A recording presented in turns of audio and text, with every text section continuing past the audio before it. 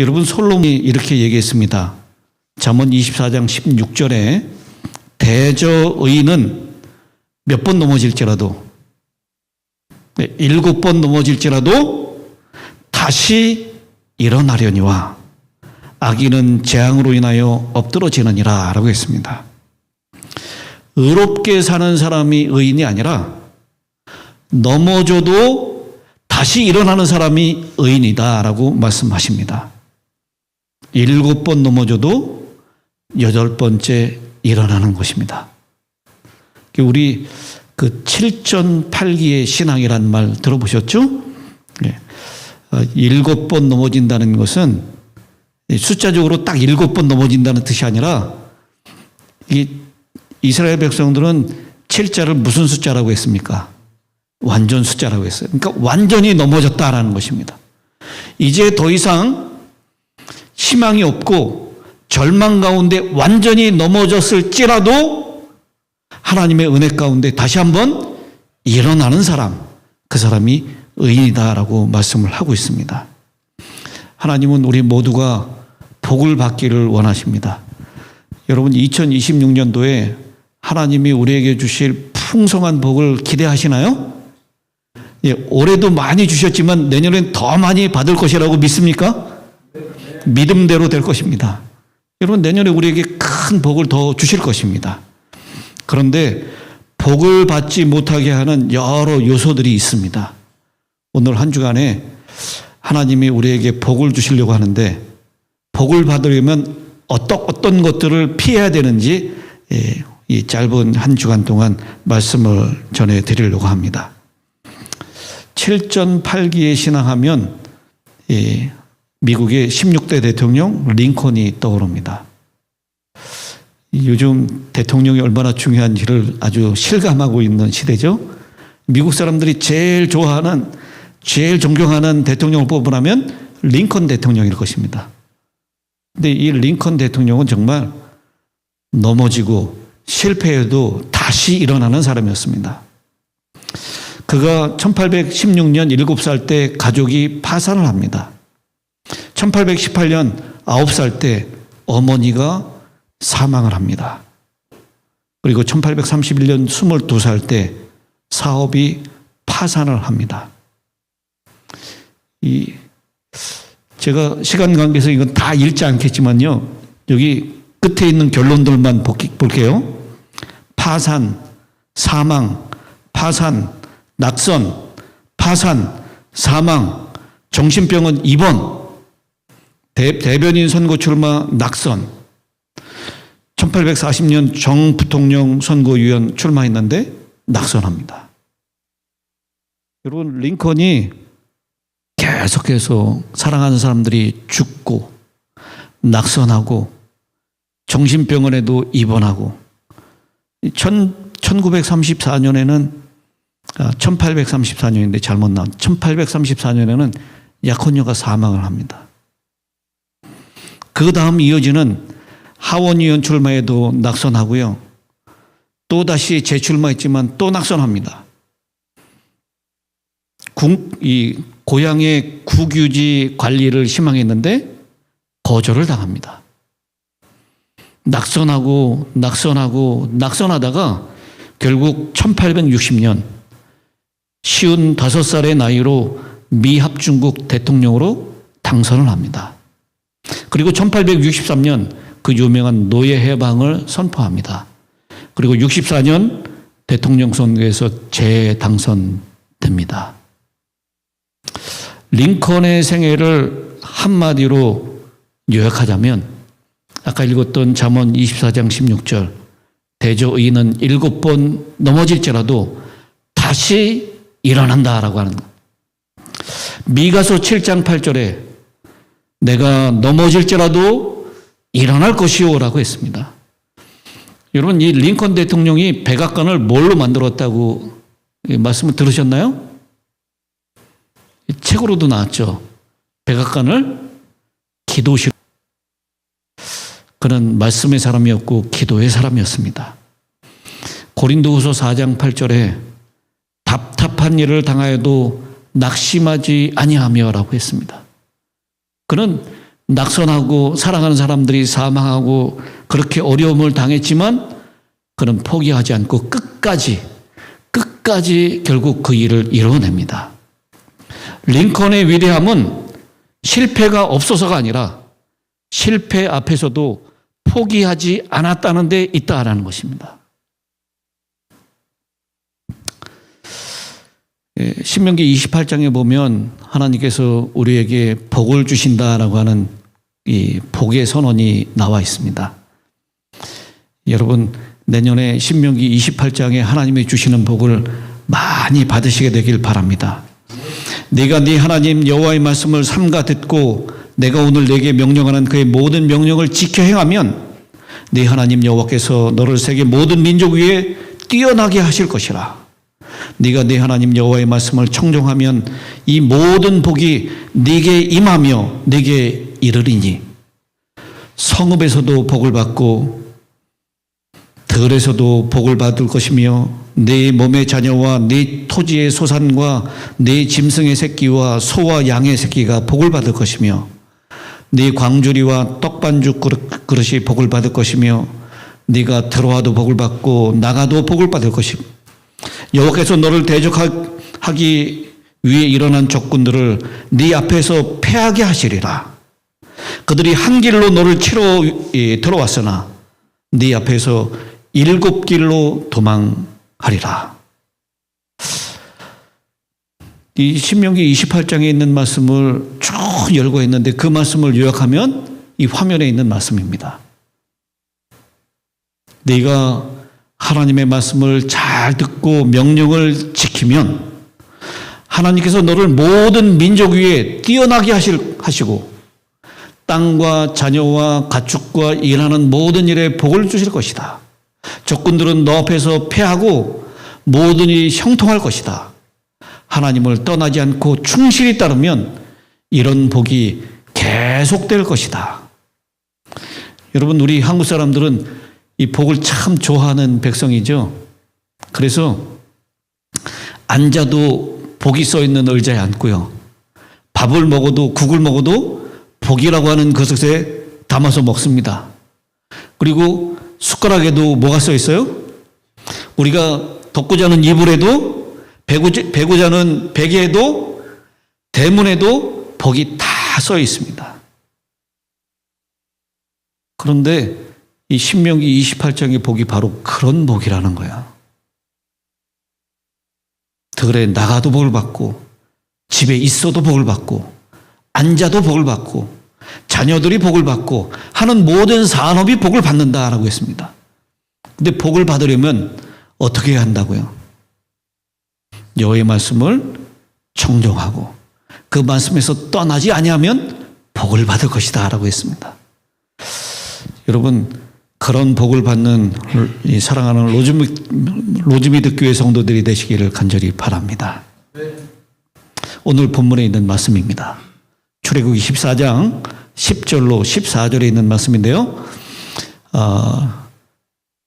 제가 짝수절을 읽고 여러분이 호수절을 읽겠습니다. 바로가 가까워 올 때에 이스라엘 자손이 눈을 들어 본즉 애굽 사람들이 자기 뒤에 미친지라. 이스라엘 자손이 심히 두려워하여 여호와께 부르짖고 또 모세에게 이르되 애굽에 매장지가 없으므로 당신이 우리를 이끌어내어 이 광야에서 죽게 하느냐.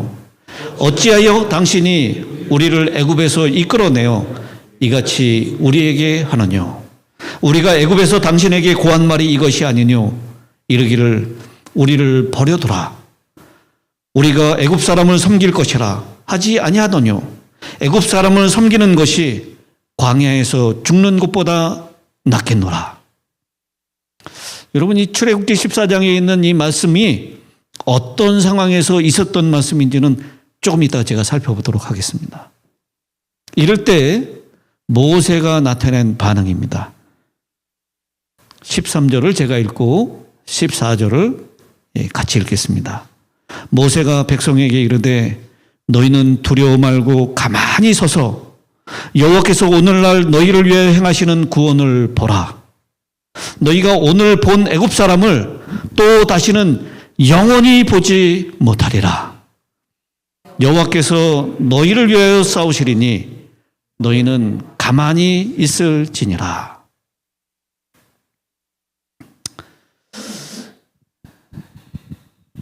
어떤 조선업자가 여기 산같이 큰 거대한 배를 만들었습니다. 모든 것이 다 정상이었습니다. 그런데 이상스럽게도 엔진이 돌지를 않습니다.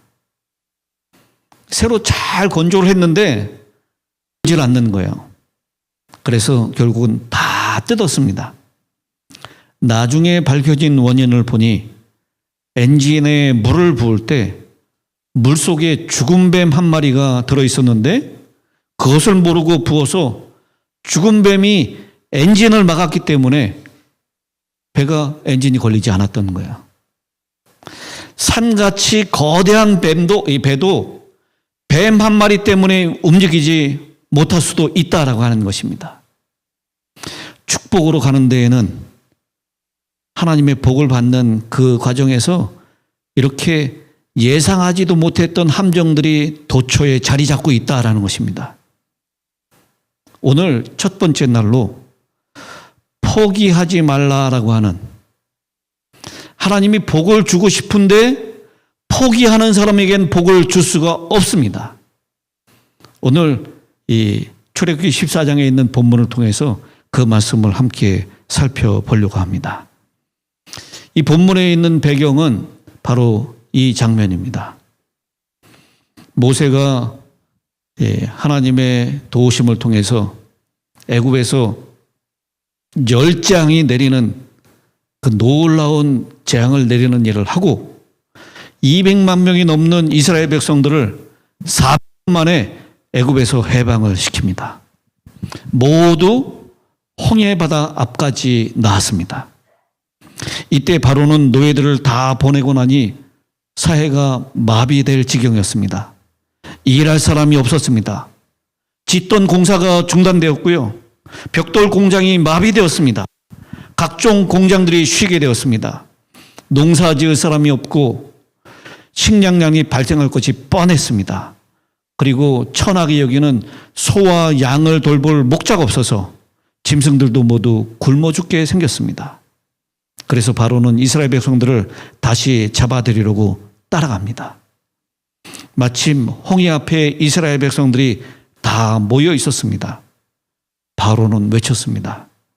하나님은 능력이 있는 분 같은데 완전히 미숙한 분이시구나. 이스라엘 백성들이 이제 도간에 든 쥐다라고 생각을 했습니다. 무기가 없는 이스라엘 백성들을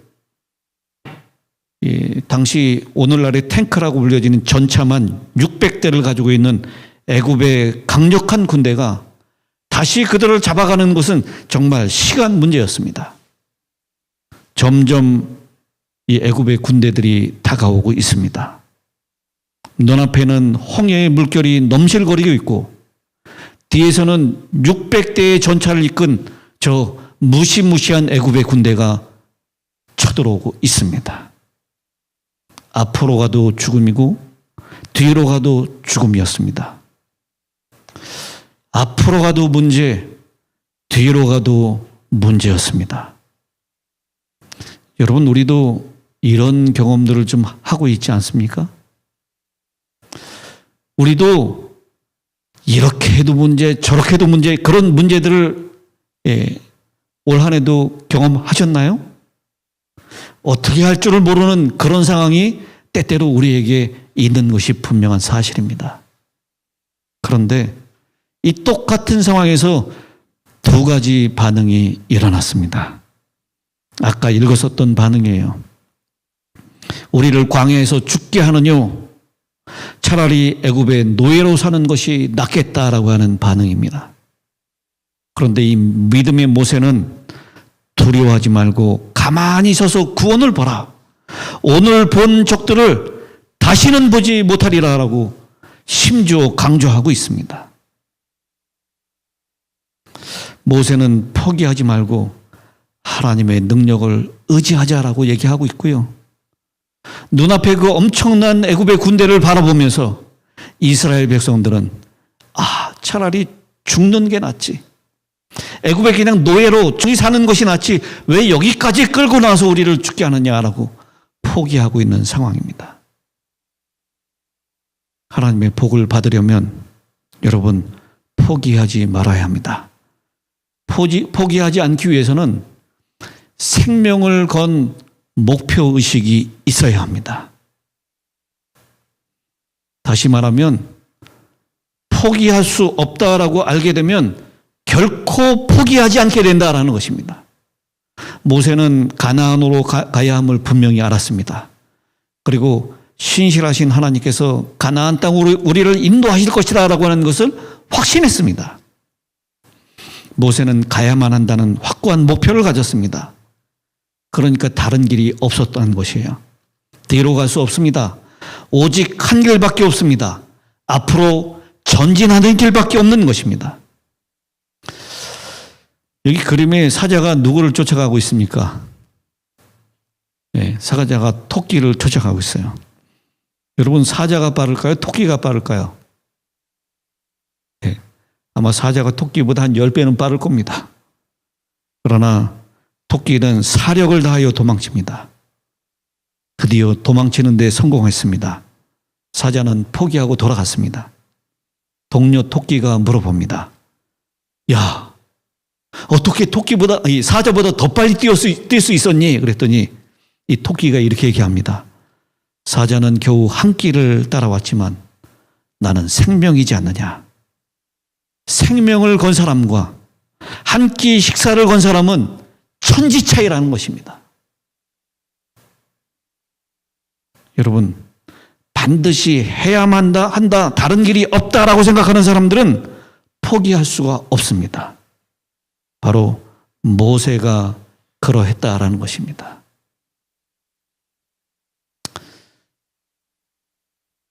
여러분, 포기하지 않았던 사람들 우리 주변에 많이 볼 수 있죠?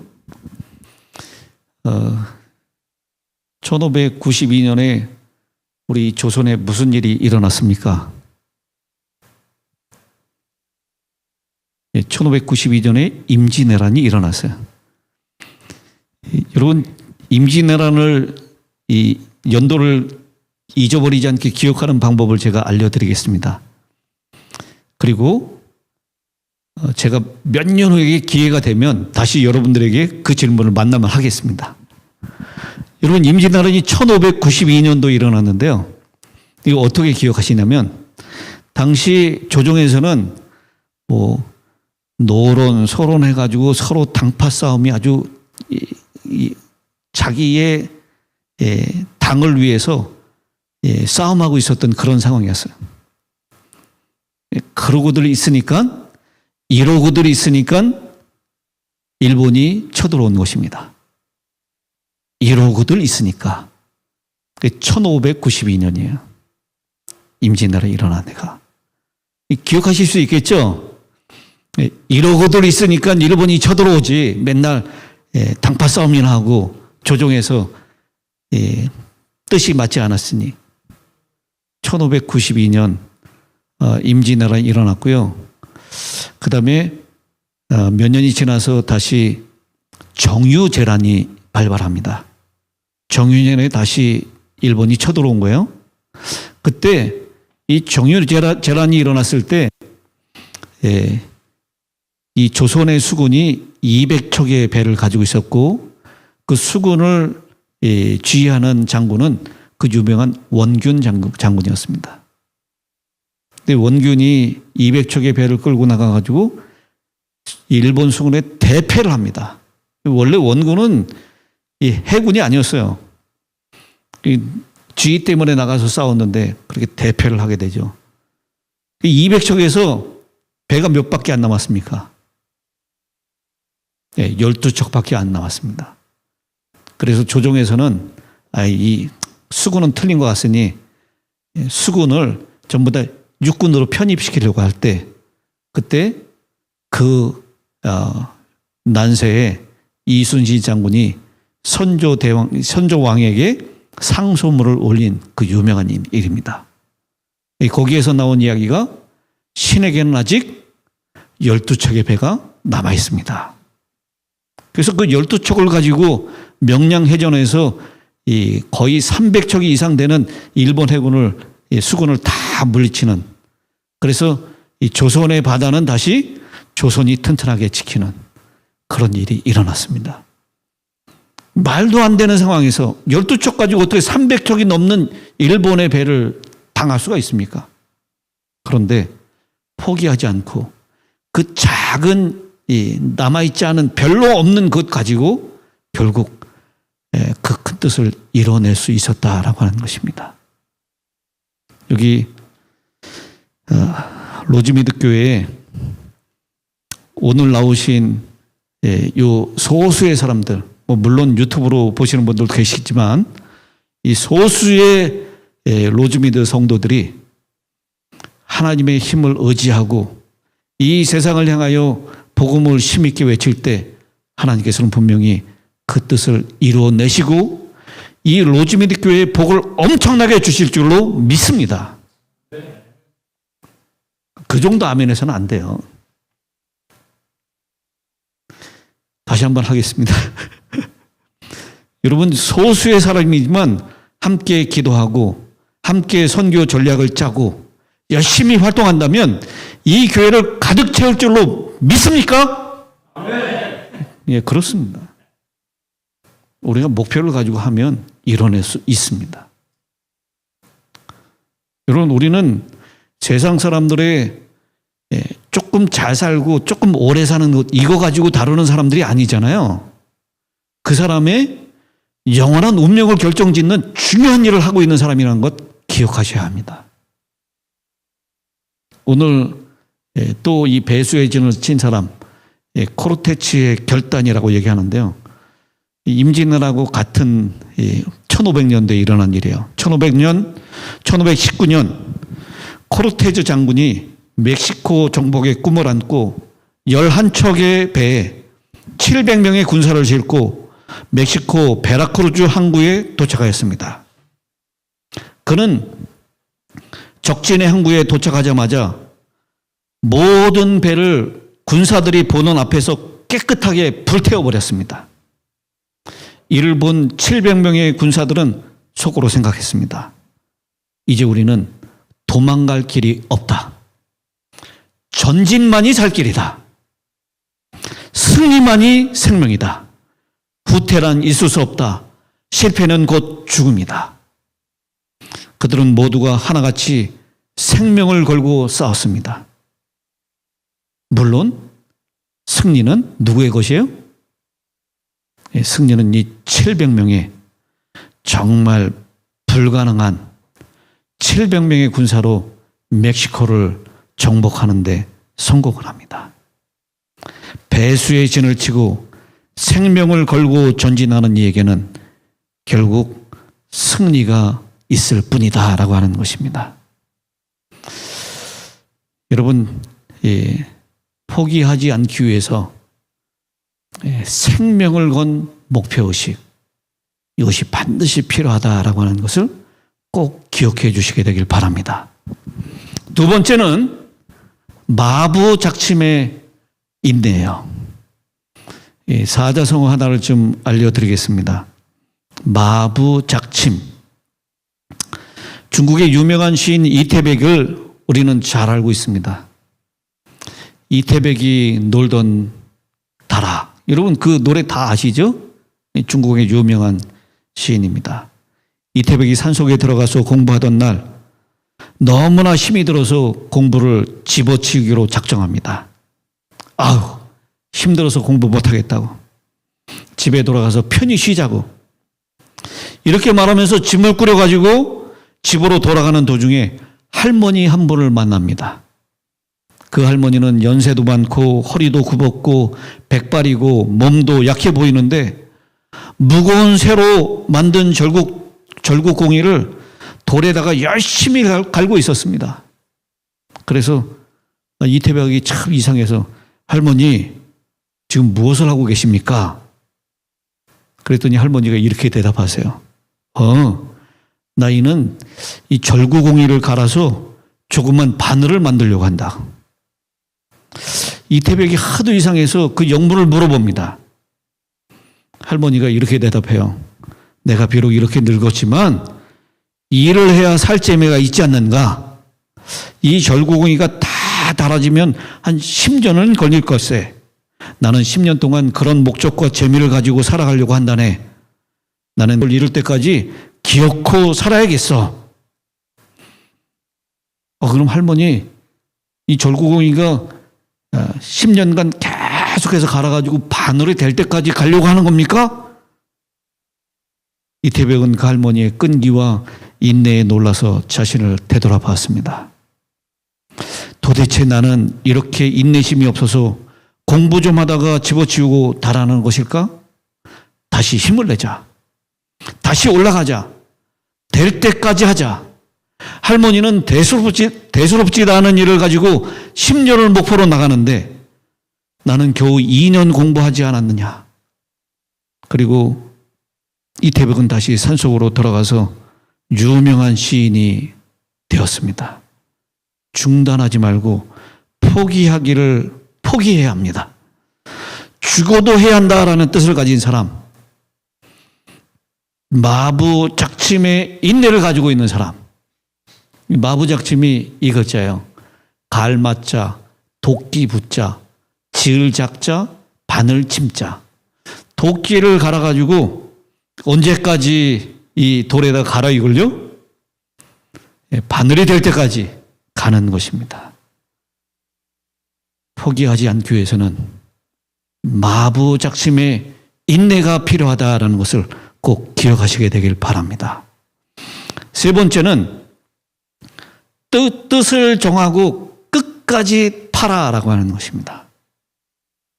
모세는 하나님의 뜻이 애굽이 아니라 가나안이라는 사실을 분명히 알고 있었습니다. 그렇기 때문에 포기하지 않을 수 있었습니다.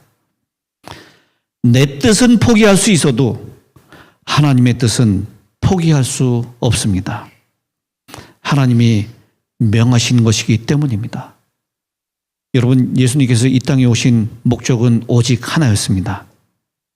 인간의 죄를 짊어지는 죽는 대속물로 이 땅에 오셨습니다. 십자가의 죽음을 앞두고 겟세마네 동산에서 기도하실 때 땀방울이 핏방울이 되도록 기도하시면서 말씀하셨습니다. 할 수 있거든 이 잔을 내게서 지나가게 하옵소서. 그러나 나의 원대로 마옵시고 아버지의 원대로 하옵소서.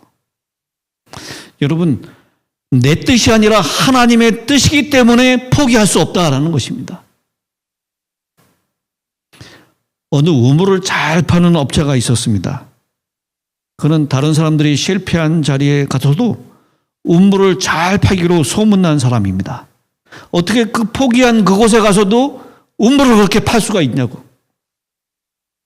그의 대답은 이것이었습니다. 예, 저는 우물을 파는데 실패한 경우가 없습니다. 그래서 다른 사람이 실패한 곳에 잘 불려다닙니다. 우물을 잘 파는 비결은 하나입니다. 나는 아무 곳이나 파는데 물 나올 때까지 팝니다. 끝까지 파는 것입니다.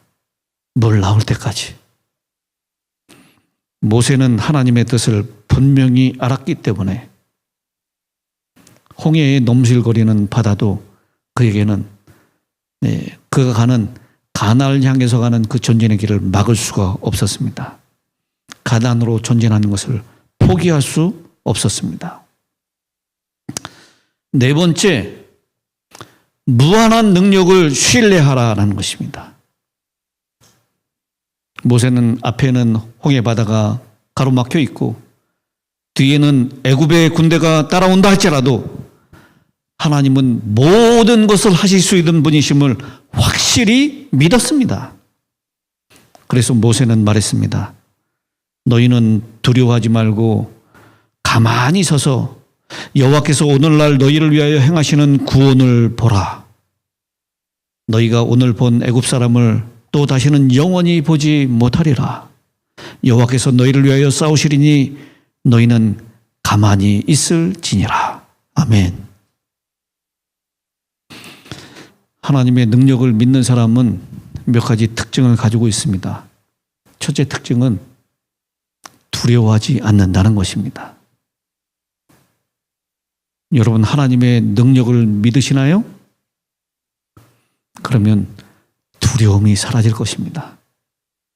하나님은 모든 것을 다 하실 수 있는 능하신 분이십니다. 능력의 하나님이십니다. 그러니 앞뒤가 꽉꽉 막혀 있는 상황이라 할지라도 하나님은 해결해 주실 수 있다라는 그분의 능력을 믿으시게 되길 바랍니다. 두 번째, 하나님의 능력을 믿는 사람은 가만히 하나님의 뜻을 기다릴 줄 압니다. 자기가 무엇인가 하려고 하지 않습니다. 하나님의 능력을 믿기 때문에 하나님께 온전히 맡기는 것입니다. 그리고 하나님의 능력을 믿는 사람의 세 번째 특징은 하나님이 대신 싸워주실 것을 믿습니다. 여러분, 내가 싸우는 게 이길 확률이 높습니까? 하나님이 싸워주시는 것이 이길 확률이 높습니까? 제가 싸우면은 이길 확률이 별로 없어요. 세상에 너무 잘난 사람, 너무 힘 있는 사람이 많기 때문입니다. 애굽의 군대 당해낼 수가 없어요. 당시에 최강의 군대 600대의 탱크를 몰고 오는 애굽을 이 군사훈련 한 번도 받지 못한 이스라엘 백성들이 어떻게 당할 수 있습니까? 그러나 하나님이 대신 싸워줄 것을 믿기 때문에 그들은 하나님의 능력을 의지하였던 것입니다. 찰스 스펄전 목사님이 어느 날 고된 일관을 마치고 집으로 돌아와서 피곤에 지쳐서 소파에 앉아서 묵상하고 있었습니다. 그는 두 가지 생각을 합니다. 하나는 자기가 템즈강 물속에 있는 거기에 논이는 고기와 같다라고 생각을 했습니다. 그 고기는 자기가 자꾸만 물을 마시면 템즈강 물이 다 사라져 버릴 것 같다라는 근심에 빠졌습니다. 그때 템즈강보다 더 크신 하나님께서 말씀하십니다. 마셔라 작은 고기야. 나의 강물은 네가 아무리 마셔도 모자람이 없게 풍부하단다. 그 다음에 자기 자신은 애굽의 거대한 창고에 살고 있는 쥐와 같다라고 생각이 들었습니다. 쥐는 자꾸만 곡식을 먹다 보면 나중에 먹을 것이 없어서 굶어 죽을지도 모른다는 걱정을 하였습니다. 그때 요셉이 와서 말합니다. 용기를 내라 작은 생쥐야. 나의 곡창은 네가 먹기에 풍족하단다. 여러분, 하나님께서 우리에게 주시는 그 복은요, 이 하나님의 창고에 담겨져 있는 이 복은 템즈강이 거대 창고에 생쥐와 같은 생각이 들 때가 있습니다. 그러나